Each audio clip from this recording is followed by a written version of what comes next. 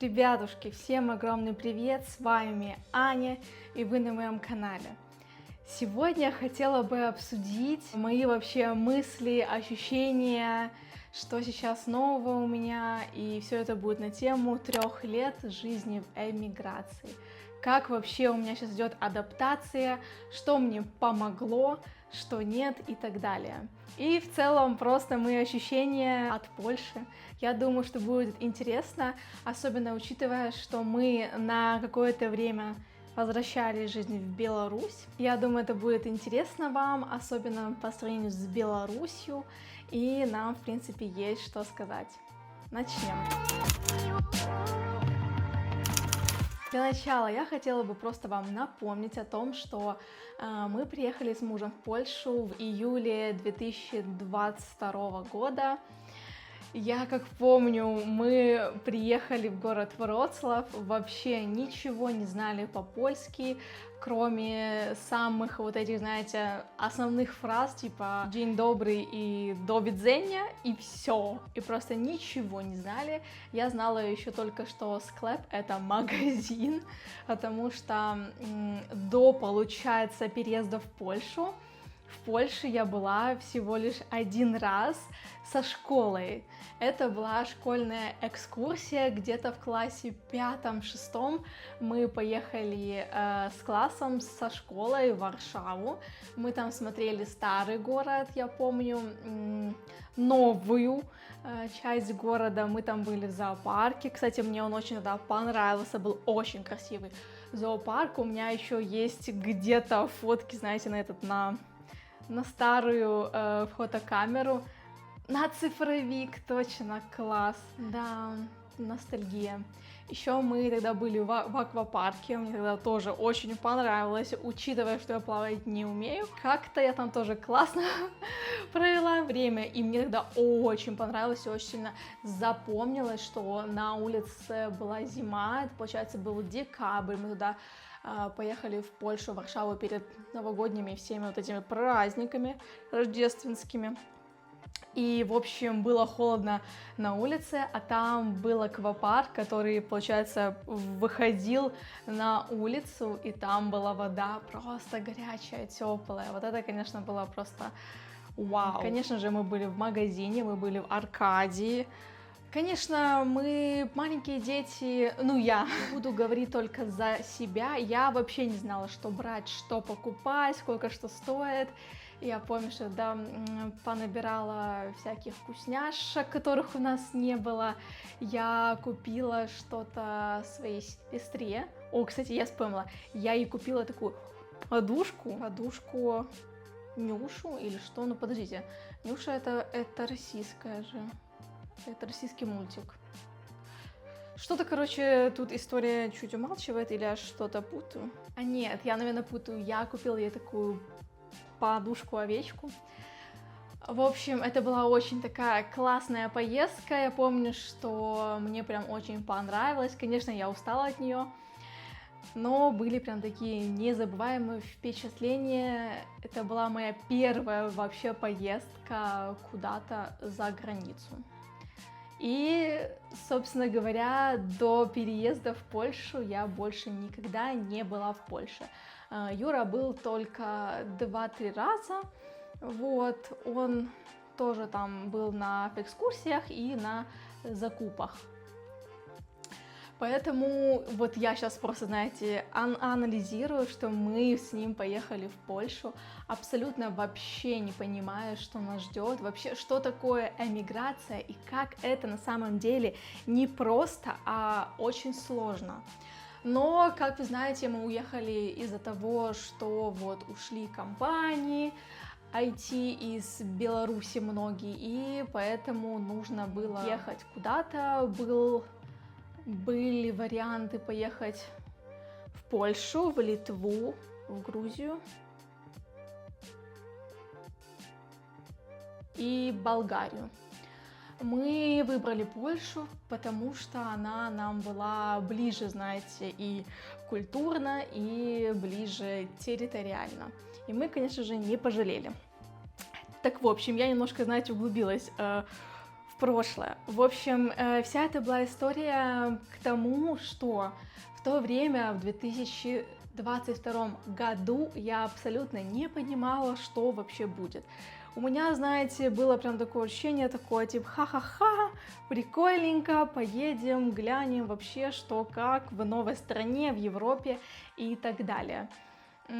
По итогу без польского, конечно же, было сложно. Даже вот как мы пошли в первый раз в магазин, мы вообще не знали, что брать, потому что там все получается на польском, и было очень много всяких новых странных товаров, которых мы никогда не видели, и мы вообще не знали, что это. Но, как вы знаете, есть разные стадии адаптации, стадии при переезде в другую страну, и вот изначально эта стадия такая эйфории. Вы гуляете, смотрите, вау, какой красивый город Вроцлав и так далее.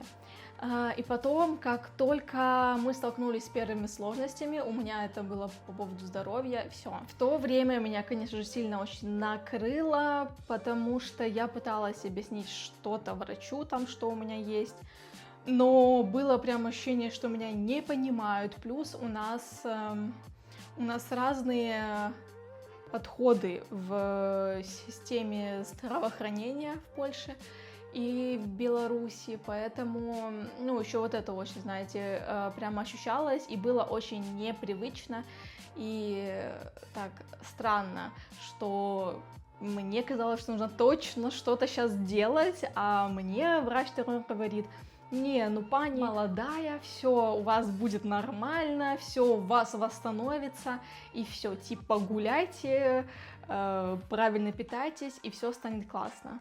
А у нас обычно чуть что сразу по анализам чуть-чуть не в порядке, у нас обычно прям сразу что-то же назначают, пить что-то, вот, какие-то такие препараты, лекарства. В общем, адаптация у меня была первые 2 года очень сложной. Мне было очень сложно морально, было очень сложно в польском языке. Я уже тут не раз, наверное, говорила о том, что у меня есть заикание, и оно прям усугубляется на шипящие вот эти пше, ж. Нет, кстати, вот ж еще нормально, вот это ч, это просто... Как только я вижу цифру 4, вот это, мне просто становится плохо, я прям чувствую, что очень большая вероятность, что я на ней заикнусь, запнусь, и вообще в целом, просто из-за того, что люди, они не понимают, и они ранее не сталкивались с тем, что есть у кого-то заикание, они думают, что ты немножко странненький. То есть мне, допустим, там говорят: а не имя. А я такая... И все, у меня ступор. А они думают: как можно не знать свое имя? Она что, какая-то вот? Я была на курсах, я пыталась учить польский, но я понимаю, что все это было неэффективно из-за того, что у меня не было цели жить в Польше. У меня не было цели, это не было абсолютной. Я поехала с мужем, я поехала за мужем, и я еще уволилась перед этим. Сейчас я анализирую, что не стоило бы, наверное, но в принципе я об этом не жалею. Поэтому в плане языка я старалась что-то делать, учить, курсы, но вот я вам уже еще раз говорю, без цели и без какой-то мотивации внутренней, исходящей из тебя, очень сложно здесь оставаться жить, и очень сложно что-либо делать. И я понимала, что я же в Польшу, наверное, надо же учить язык, но у меня, знаете, у меня было внутреннее сопротивление, что я этого делать не хочу, что мне и так сложно морально. Вот, и, в общем, обратилась уже потом я к психотерапевту. Кстати, сегодня первый день я без антидепрессанта, то есть у меня был курс меньше года, и вот он уже кончился, и я просто безумно счастлива, потому что в моем случае мне это очень помогло. И знаете, вот на самом уже вот этом дне я оказалась где-то, получается, в марте 2024 года. В то время мы жили уже в Варшаве. Я в то время ощущала, что вообще вот эта жизнь, это вообще не моя какая-то жизнь, что мне очень плохо морально, мне очень плохо физически, у меня все, что в голове, ну, знаете, отображается в теле сразу же. Поэтому у меня были тогда и мигрени, и вообще там боли во многих органах, и с поясницей были проблемы, и в целом ощущение было очень сложное, моральное, ментальное.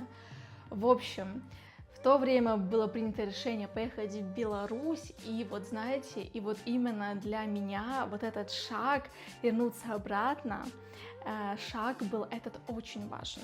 Кто-то нам, допустим, скажет, ну зачем вы сделали вот эту ерунду, вы живете в Польше и все такое, для чего вам обратно в Беларусь ехать? Но нам это было необходимо. Уже приехавши в Беларусь, я поняла, что внутренне я хочу сейчас жить в Польше. То есть у меня начала рождаться вот эта мотивация жить в Польше, учить польский. Поэтому, как только мы вернулись в Белосток, я пошла уже к репетитору, к польке, я сейчас с ней до сих пор занимаюсь, и я прям ощущаю огромный прогресс, что я уже многое понимаю, я уже изъясняюсь, и это прям очень классно. Поэтому самое главное это, вы знаете, отыскать вот эту цель, то есть для чего ты тут. Просто потому что ты поехала с мужем или еще что-то, это, ну вот у меня, допустим, это вообще никак не работает, не работало абсолютно. Поэтому самое главное — мотивация, цель внутренняя, главное внутренняя. Внешняя там что все тебе говорят люди, типа, Аня, в смысле ты польский не учишь?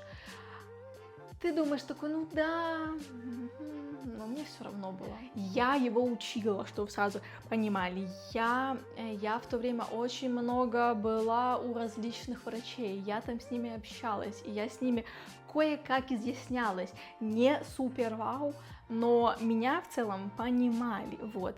Но это был уровень, знаете, абсолютно недостаточный и некомфортный в первую очередь для меня. И вот уже на 3-й год жизни в Польше я прям ощутила, что, мне кажется, здесь уже сейчас мой дом.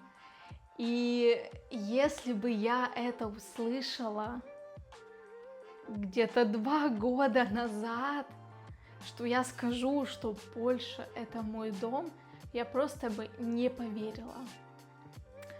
Потому что это в то время было настолько абсурдно, мне было тут так сложно, так невыносимо.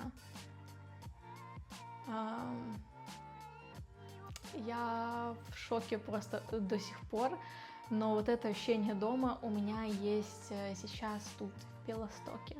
Тут у нас есть квартира съемная, которая нам очень нравится.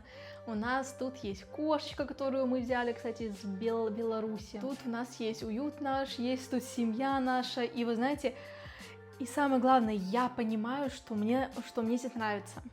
Что мне нравится польский, мне нравится его учить, несмотря на то, что там много шипячих. Я, кстати, до сих пор боюсь цифру 4. Реально боюсь. Вот, ну, у меня, получается, до сих пор случаются ступоры. Я не излечилась от заикания, конечно же, у меня все вот это есть. Но просто изменилась, получается, внутренняя мотивация и цель. А это вообще влияет абсолютно на все сферы жизни. И вот моя крайняя поездка в Брест мне еще раз все это показала, что да, Брест — это родной город, он вообще всегда таким останется. Но сейчас меня там нет. Все мои вещи тут. Ну, основные, да, там. Здесь моя кровать, здесь мой шкаф, здесь моя кошка, здесь муж мой Юра, здесь я, здесь мой блог. То есть я была в Беларуси, мне абсолютно не хотелось снимать блог про Беларусь. Вот просто не хотелось, я это не чувствовала, знаете. А тут мне прям нравится рассказывать о Польше, про Белосток, про свои эмоции, про свои ощущения именно здесь. То есть у меня здесь есть еще моя какая-то реализация. Поэтому там всего вот этого не было, и поэтому мне было прям, знаете, прям грустно. Было очень грустно, и мне до сих пор очень грустно, что так, но мне радостно, что у меня здесь стало все лучше. То есть у меня моя здесь уже адаптация пошла уже вперед, и она продолжается дальше. Конечно же, я вам не скажу, что я уже полностью адаптирована. Нет, конечно. Еще очень много чего нужно здесь сделать. Вот. Не только язык. В целом ощущения прям, конечно, изменились, и это меня вообще не может не радовать. И, кстати, в своем телеграм-канале я спросила про то, ощущают ли здесь люди дом свой, и там тоже был парень, и он сказал, что он тоже на 3-й год жизни здесь, в Польше, стал ощущать, что это дом его. То есть как будто бы первые 2 года реально самое сложное, а дальше уже все идет лучше, и это просто супер. Поэтому, если меня сейчас спросят, где мой сейчас дом, мой дом тут, в Белостоке. Потому что здесь есть все мои вещи, здесь я есть, кстати.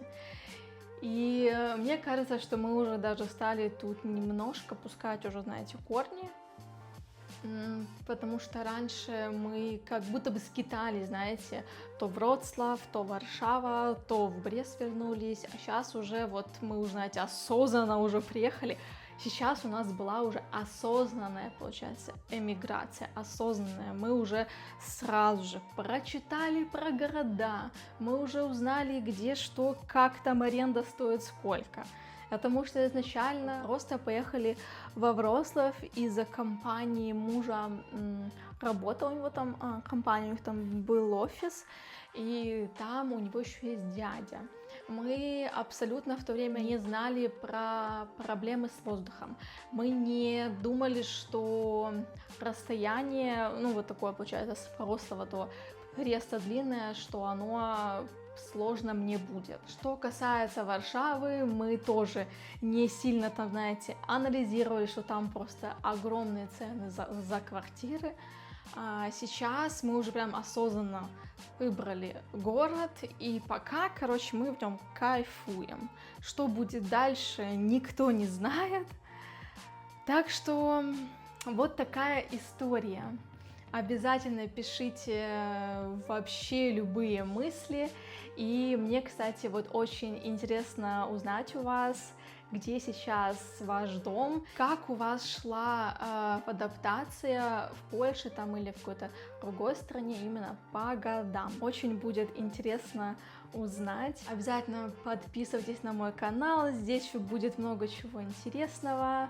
Подписывайтесь на мой инстаграм, и я вас всех обнимаю и целую. До новых встреч, с вами была Аня. Пока-пока!